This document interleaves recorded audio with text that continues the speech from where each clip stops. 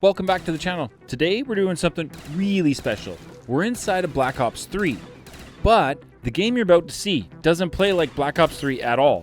Thanks to an incredible mod created by Kingslayer Kyle, we've got Black Ops 6 Zombies mechanics fully integrated. Weapon rarities, salvage economy, armor plating, all inside of a Black Ops 3 custom zombies map. Oh, and the custom zombie map we're playing today? It's actually my map. We're bringing the past and present of zombies together in one run, and it turned out to be absolutely incredible. I had so much fun. So let's jump in, explore the map, complete the Easter egg, and see how BO6 gameplay feels in a classic zombies experience.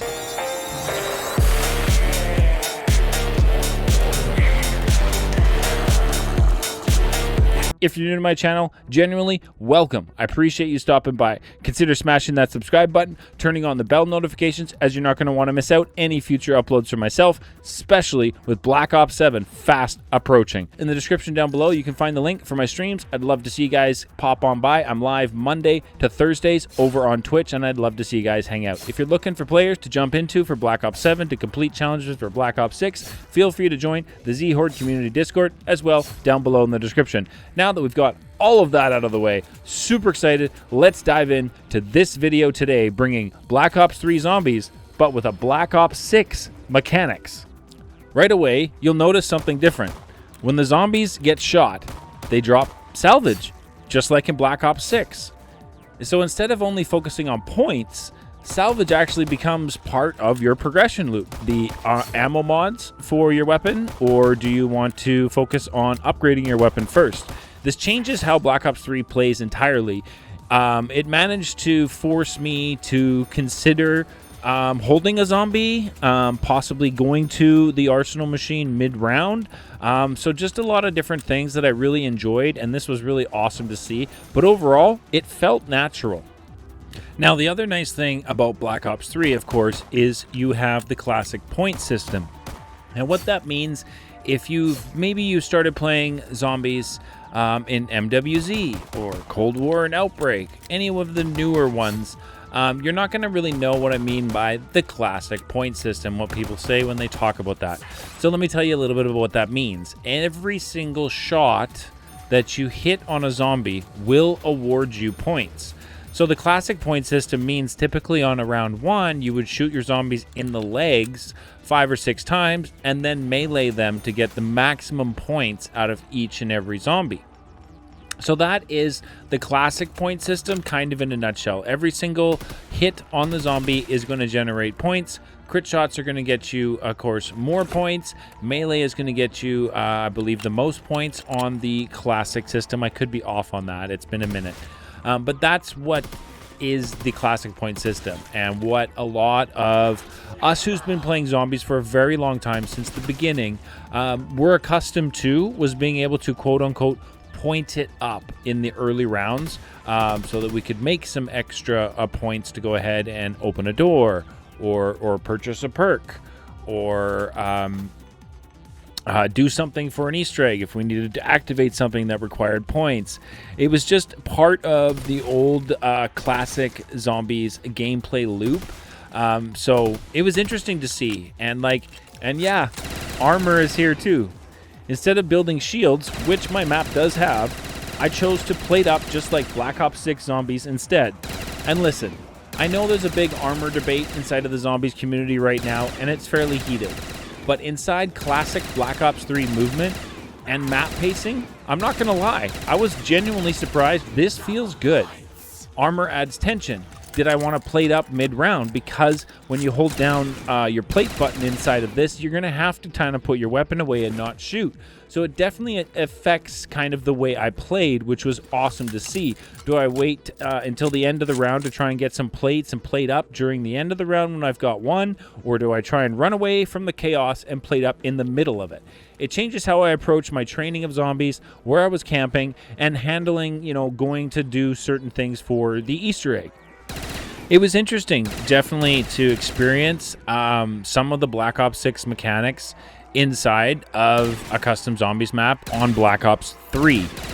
The armor system, you know, I said it felt natural. It was honestly surprising. It didn't feel out of place. If I'm not gonna be honest, like, it just didn't feel out of place at all. So I kind of wanted to mention that. The next thing I want to kind of cover is going to be what it was like with weapon rarities inside of Black Ops 3. Weapons drop with rarities now too. Green, blue, purple, and legendary, and each step makes a huge difference, especially in Black Ops 3, where zombies scale damage fast. This gives Black Ops 3 something it never really had, you know, a mid-match power progression. This isn't really what was available in Black Ops 3, as you would just go to Pack-a-Punch and then get the ammo mod that you wanted on your weapon, and that was pretty much it. So this adds another level of power progression to your game, and I really, really enjoy it. It also makes games a lot of fun in that every weapon now has potential, which is definitely awesome and tons of fun to see.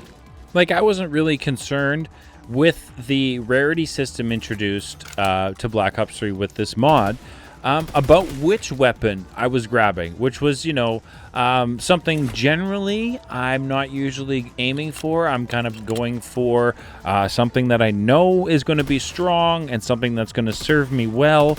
But with weapon rarity on top of triple pack-a-punching inside of Black Ops 3 Zombies, it was interesting as I felt almost any weapon I would pick up, whether it would be a wall-buy weapon, one from the mystery box. It didn't seem to matter to me, and then they all were pretty much a viable option, which is definitely awesome and adds you know, some fun to your games, because it really, you can kind of play around with what weapons you're choosing to use when you're slaying the zombies, instead of trying to just stick with, you know, the weapons that you know are going to be very, very strong and carry you through. You can experiment a little bit more, which is always tons of fun to see. Now, I want to take a moment to talk about the map itself, because this project means an awful lot to me. I built this map as my first ever Black Ops 3 custom zombies map. I had a ton of help from people in the community to get this out, and you're looking at a map that was created from installation of the Black Ops 3 mod tools to public release of a time span of about 6 weeks, which is absolutely insane. Very, very proud of this. I tried to make sure that it wasn't a, you know, a very basic map. I wanted to do some things that were a little bit maybe advanced for a first map when I dived into this. So it's just something I was really proud about. Definitely wanted to mention the map, and if you wanted to check it out, it'll be linked down below in the description. And the truth is, none of this lands without the BO3 Modding Community. The mappers, scripters, animators, and tool developers, they are the reason Black Ops 3 Zombies is still alive today. Now, the Easter egg in my map is pretty straightforward, but it's definitely satisfying. We're going to collect, we're going to activate, we're going to defend, we're going to unlock, and then we're going to survive until we are able to purchase the buyable ending. The Black Ops 6 systems actually helped here. It was really kind of nice. Salvage lets me stay armed. Armor gives me some breathing room to take a few more hits. But trust me, you can still get down very fast if you are careless. And in BO3, with their zombie speed, it only takes one mistake and you're down. Alright, so we said there was an Easter egg. I said there was an Easter egg on my map, and now let's take you through it step by step so that if you decide to play my map, you can go ahead and knock that out. Now, when you spawn in, there is one critical item that every player gets when they spawn in that they need to use on the first step of the map, and that is your grenades. So make sure you use your grenades. You're going to come over to this rock here. You're going to throw your grenade at it. The grenade's going to explode, and underneath the rock, you're going to be able to pick up your summoning key. You're going to take that summoning key to your first pedestal, which is going to be located here. You're going to place it down, and this is a damage the summoning key step. So what you want to do is damage the summoning key. It's going to float to its next location. Damage the summoning key. It's going to move to its next location. And you're just going to continue to damage the summoning key and move it location to location until it gets to its final pedestal in front of the this rock here. Then once it's there, you're going to pick that up and you're going to take it to where the arsenal machine is with this ammo mod, right into this location right here, and you're going to place it down. And this is where the summoning key now becomes a soul box, and you're going to need to fill it with souls. I believe it's about 40 souls or so that you're going to need to get into the summoning to complete this step. You'll know the step is complete because the screen is going to flash white, as you can see when you have it complete. After that is done, you're going to interact with the summoning key, and it is going to teleport back to its second pedestal location in front of the rock where we were before. Once it's there, you're going to go ahead and pick that up again, and we're going to push on through into our final location and our final pedestal that we are going to need to place the summoning key. So we're going to place it here, and this is just simply a timed step. It is going to charge the summoning key, so you're going to place it, it's going to raise up, it's going to drop back down, the screen's going to flash white to signify that you have completed that step. Then you're going to be able to pick up the summoning key and place it back down in front of the rock. You're going to progress one round, and then you're going to activate the summoning key to open up the secret area inside of my map. Now the next step here is going to involve shooting some symbols around the map. There is a total of 6 symbols you need to shoot. One of them is just outside this area here, outside the map. If you look down, you can find it. You shoot right there. Another one can be found up in the sky, way up above. If you were looking at that jug, it'd be way up in the sky. You can see it here. You need to shoot that one. There is another one inside of the jug room up top here, so you shoot that one. There's another one outside the tank at this area of the map. You can shoot that one. There is one inside the spawn window, so you shoot that one there. And the final one is down here in the fire pits, and if you shoot that, it will unlock on my map the Pack-a-Punch room. Now with this mod from Kingslayer Kyle, it disables my Pack-a-Punch machine to put in the Black Ops 6 one, which has Pack 1, Pack 2, and Pack 3. Now for the next step of my Easter egg, you need a Pack-a-Punched weapon. You're going to take your Pack-a-Punched weapon into the Juggernaut room. And what you're looking for here is this button panel outside the map up top.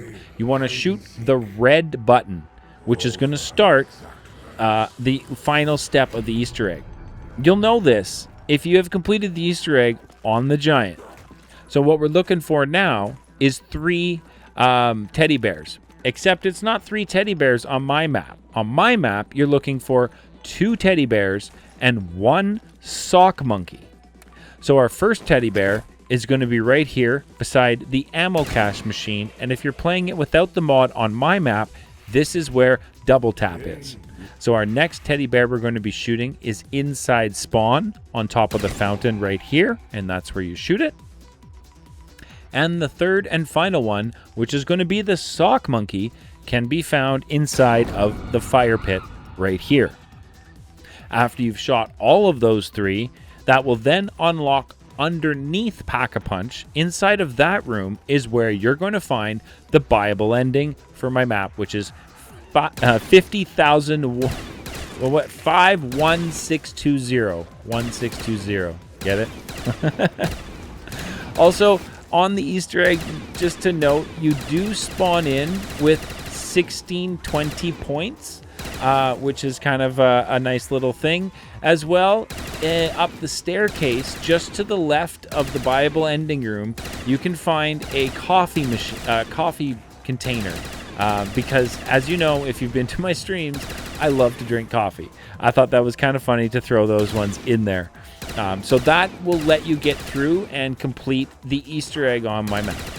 The end game was a lot of fun, trying to save up enough points for the Bible ending, make sure that I had enough points to triple Pack-a-Punch the weapon so that we could see what Pack 3 actually looks like inside of Black Ops 3 Zombies, and it was definitely awesome to see. It was fun to run around and pick up armor plates and use the plating mechanic inside of Black Ops 3. Definitely felt natural, and something I'm pretty surprised to say, I actually had fun using it. Figure that one out. So if you want to play the exact setup, both the map and the mod are going to be linked down below in the description. If you're a Zombies fan, especially if you've been here since BO3 or even Black Ops 2, I highly recommend trying these out. Tons of fun. If you want me to test out more modded combos such as community maps, even viewer-made maps or mods, drop a comment down below and let me know which one you would like to see next on the channel. As always, a massive thank you for tuning in today. Make sure you've always got yourself a jug and you're not going down, and we'll see you all in the next video.